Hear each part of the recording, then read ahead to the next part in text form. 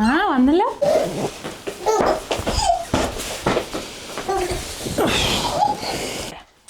Thank you.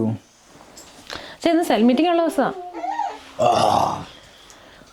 എന്നെ കൊണ്ടുപോയി cell meeting. അയ്യോ വേഗം റെഡി ആവായിരുന്നു, സമയമില്ലല്ലോ പോണ്ടേ. ഞാൻ രാവിലെ തൊട്ട് വൈകുന്നേരം വരെ ജോലിയും കഴിഞ്ഞ് അറിയാം ടയേർഡാണ്. പക്ഷേ നമുക്ക് മാസത്തിൽ ആകെ 2 ദിവസമല്ലേ ഉള്ളൂ സെൽ മീറ്റിംഗ്. മാസത്തിൽ 2 ദിവസമല്ലേ ഉള്ളൂ, അപ്പം അത് മുടക്കണ്ടായിരുന്നു. പക്ഷെ എനിക്കിന്ന് ബാർസയുടെ കളി ഉണ്ടായിരുന്നു രാത്രി. കളി കണ്ടോണ്ടിരിക്കുമ്പോ അല്ലാണ്ട് പിന്നെ അവിടെ പോയിരുന്ന് കളി കാണാൻ പറ്റുമോ? കളി വീട്ടിലിരുന്നല്ല കാണാം, മീറ്റിങ്ങിന് ഇരുന്ന് കളി കാണാൻ എന്നെ കൊണ്ട് പറ്റില്ല. എവിടെയും പ്രാർത്ഥന എവിടെയാ? സഹിച്ചതിന്റെ അടുത്ത്. പിന്നെ ഇന്ന് അവിടെ സ്റ്റക്കായി. മീറ്റിംഗ് മുടക്കാതിരിക്കാൻ വെച്ചാൽ നല്ലത്. പോവായിരുന്നു നമുക്ക് എന്തായാലും. വയ്യായിരുന്നു. ഞാൻ വേഗം റെഡിയാക്കാം, കുഞ്ഞുങ്ങളെ പെട്ടെന്ന് റെഡിയാക്കാം. നമുക്ക് ഒന്ന് പോയിട്ട് വരായിരുന്നു. നല്ലൊരു കാര്യം ചെയ്താലോ, നാളെ സിക്കാക്കിയാലോ? മീറ്റിംഗ് എന്ന് പറഞ്ഞിട്ട് സിക്ക് എടുക്കേ. പിന്നെ സിക്കിന്റെ ഒരു അംശം ദൈവത്തിനും കൊടുക്കണ്ടേ? ദശാംശമായിട്ട് സിക്കിന്റെ ഒരു അംശം കൊടുക്കണ്ടേ? അപ്പൊ നാളെ ഒരു കാര്യം ചെയ്ത്, എന്തായാലും ദൈവകാര്യത്തിന് വേണ്ടിട്ടല്ലേ, അപ്പൊ നാളെ നമുക്ക് സിക്കാക്കാം. റെഡി ആവട്ടെ. റെഡിയാവും.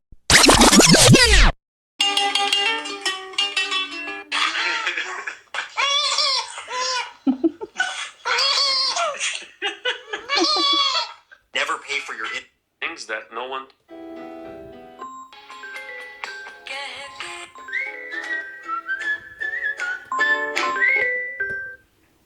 Price lord sister.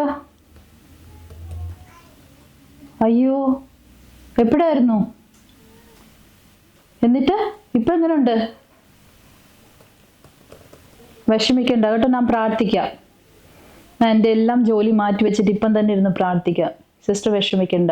Take care. Okay okay okay, bye bye. गर्मियों में ये रिफ्रेशिंग फ्रूट ड्रिंक आपको जरूर ट्राई करना चाहिए. इसके लिए गोंद कतीरा को 5 घंटे के लिए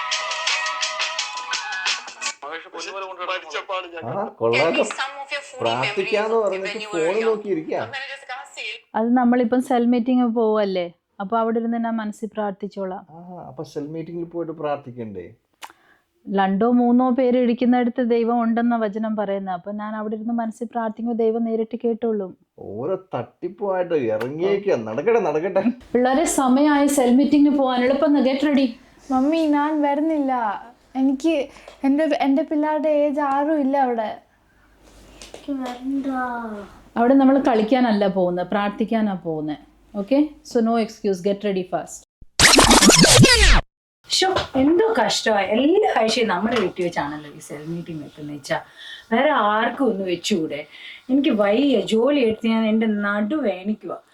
എന്ത് ക്ലീനിങ്ങും എല്ലാം കൂടെ. ഇനി നമ്മൾ മാഞ്ചസ്റ്ററിൽ ഇവിടെ കിടക്കുക, സാൽഫോർഡിൽ അടുത്തടുത്തുണ്ട്. കുഴപ്പമില്ല. ഓരോരുത്തരുടെ അസൗകര്യങ്ങൾ എന്താന്ന് നമുക്ക് അറിയില്ലല്ലോ. അപ്പൊ നമുക്ക് സൗകര്യം ഉള്ളപ്പോൾ നമ്മൾ വെക്കാന്ന് പറയാം, അല്ലാണ്ട് ഇപ്പൊ നമ്മൾ എന്താ ചെയ്യാ? പിന്നെ പ്രാർത്ഥന നമ്മുടെ വീട്ടിൽ വെച്ചോണ്ട് നമുക്ക് വേറൊരു കുഴപ്പം ഉണ്ടാവില്ല, നമുക്ക് അനുഗ്രഹം ഉണ്ടാവുള്ളൂ. മനസ്സിലായോ? ഓക്കെ, അപ്പൊ അതിനെക്കുറിച്ച് നീ സങ്കടപ്പെടണ്ട, ഞാൻ നിന്നെ സഹായിക്കാം. എന്താന്ന് വെച്ച് കഴിഞ്ഞാൽ ചെയ്തു തരാം കേട്ടോ. ഞാൻ ചോദിക്കാൻ പറഞ്ഞേ, പ്രിന്റ് എന്തിയെ? പ്രിന്റ് എടുത്തോ? പ്രിന്റ് എടുത്തല്ലോ. എത്ര രൂപ? പൈസയൊന്നും ആയില്ല. പിന്നെ ഫ്രീ അല്ലേ? ഫ്രീ. അതെങ്ങനെ? എങ്ങനെയാന്നോ? ഓഫീസിൽ പോയിട്ട് പ്രിന്റ് എടുത്തു, പിന്നെ എന്താ ഫ്രീ ആവാതെ? പിന്നെ എങ്ങനെയാ? നല്ല ആള്, വിശ്വാസിയാ. അതുകൊണ്ട് എന്താ? ഭയങ്കര പ്രാർത്ഥനക്കാരാന്ന് പേരും കാണിക്കുന്നൊക്കെ ഇങ്ങനത്തെ ഓരോ പരിപാടി. അവിടെ വിശ്വാസിക്ക് ഒരു പ്രിന്ററും അവിശ്വാസിക്ക് വേറെ പ്രിന്ററും എടുത്തു വെച്ചിട്ടില്ല, എല്ലാവർക്കും ഒരു പ്രിന്ററാണ്. മനസ്സിലായോ? അവിടെ പോയിട്ട് നമുക്ക് പ്രിന്റ് എടുത്തുകൊണ്ട് ഒരു കുഴപ്പവും സംഭവിക്കില്ല. ഓഫീസിൽ നമുക്ക് നമ്മുടെ ആവശ്യത്തിന് എടുക്കാൻ വേണ്ടിയിട്ട് അവരവിടെ വെച്ച് തന്നിരിക്കുന്നത്. ഓക്കെ, ഞാൻ പറയാനുള്ള പറഞ്ഞു, അത്രേ ഉള്ളൂ. നീ പറഞ്ഞു, നോ പ്രോബ്ലം. ആരാ പറയണ്ടെന്ന് പറഞ്ഞേ? പക്ഷെ ഞാൻ പറഞ്ഞില്ലേ എടുത്തുന്ന്.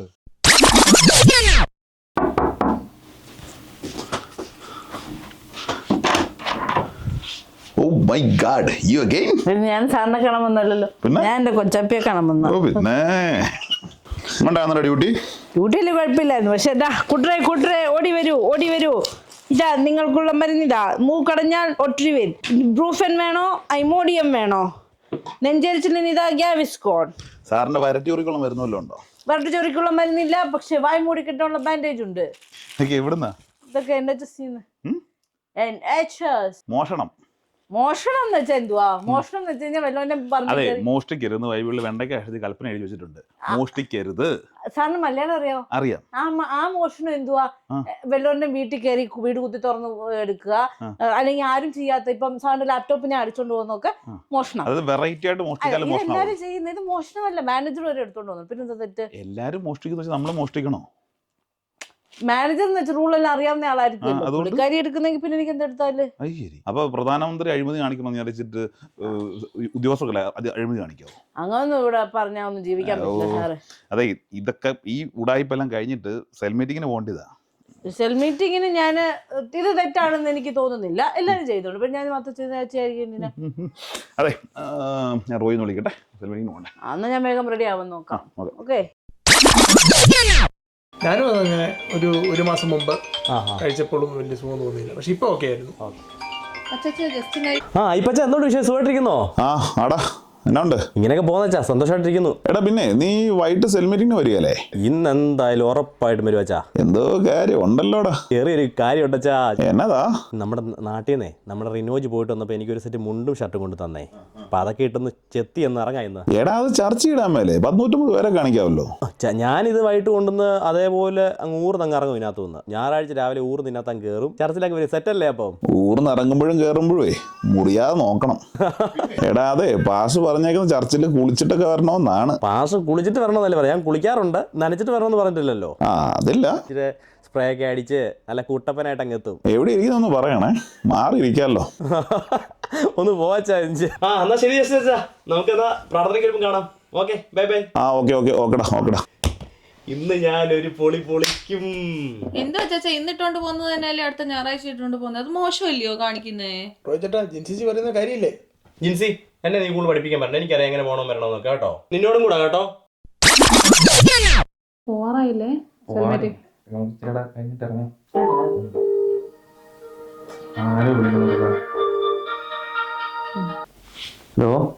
ഹലോ ശരിയോ ചേച്ചാ? പറഞ്ഞോളെ. എന്നാ നിങ്ങൾ സെൽ മീറ്റിങ്ങിന് പോകുന്നുണ്ടോ? ഉണ്ടല്ലോ. എന്നാ അല്ല, എന്നെയും കൂടെ ഒന്ന് കൊണ്ടുപോവോ? റോയ ചേച്ചിന്റെ വണ്ടി സ്ഥലമില്ല. റിനോജും വന്നിട്ടുണ്ട്. അപ്പൊ അവനും ഇന്ന് വരുന്നുണ്ട്. ആണോ? ഞങ്ങള് കൊണ്ടുപോയാനേ. പക്ഷെ ഒരു പ്രശ്നമുണ്ട്.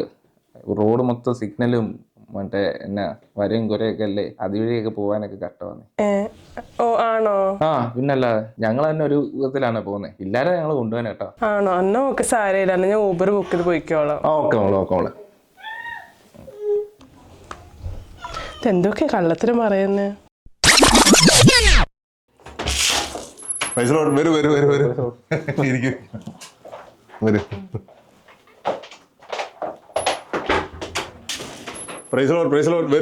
വരൂ. നേരത്തെ ആണല്ലോ.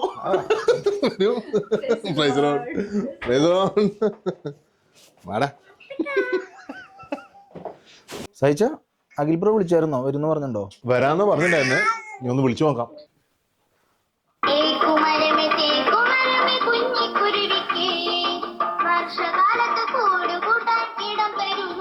Akhil bro, praise lord. Hello ചാ, എവിടെ എത്തി?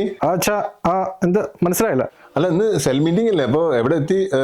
എത്താറായോ എന്താണെന്നറിയാൻ. അച്ഛാ ഭയങ്കര പനിയും ചുമയും വയ്യാതെ ഇരിക്കണം അച്ഛാ. അത് ശരി. ഓക്കെ. ഞാൻ അറിഞ്ഞില്ല. എന്തായാലും കുഴപ്പമില്ല, റെസ്റ്റ് എടുക്കൂ. ഞങ്ങൾ പ്രാർത്ഥനയിൽ ഓർക്കാം. ഓക്കെ അച്ഛാ. എന്തെങ്കിലും കാര്യം ഉണ്ടെങ്കിൽ പറയണേ. എന്തെങ്കിലും ഹെൽപ്പ് വേണമെങ്കിൽ പറയണേ. ഓക്കെ. വേറെ കുഴപ്പമൊന്നുമില്ലല്ലോ. ഓക്കെ, എന്നാ പ്രാർത്ഥനയിൽ ഓർക്കാം. അച്ഛാ ശരി. അഖിലിന് പനിയാണ്.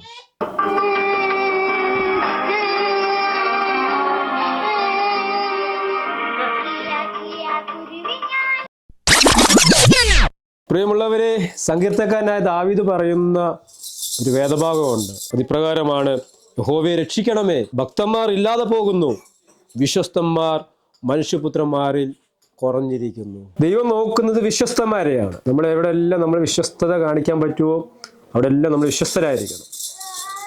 അതുകൊണ്ടാണല്ലോ യജമാനൻ തന്റെ ദാസനോട് പറഞ്ഞത്, നീ അല്പത്തിൽ വിശ്വസ്തനായിരുന്നു, നിന്നെ ഞാൻ അധികത്തിൽ വിചാരകനാക്കും.